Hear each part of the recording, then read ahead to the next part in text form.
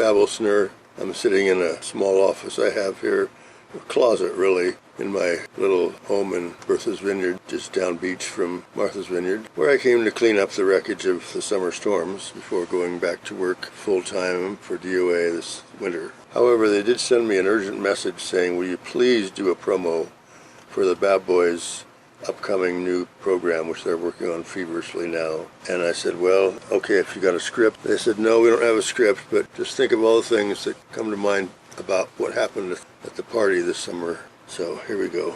All right, roll camera. Imagine a fabulous party in one of the legendary desert cities of Southern California. You know the ones. Date Palm Springs, home of the Rat Pack. 29 Date Palms, home of the Marine Pack. And of course, Cabazon, home of the dinosaurs.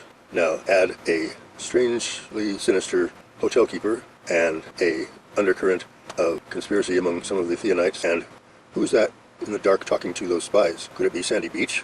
Be watching later this season for the premiere of the new BabylonTheatre program. Even loners can get a close-up.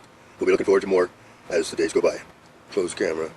Well, okay, boys, there it is. That's the best I can do on the fly.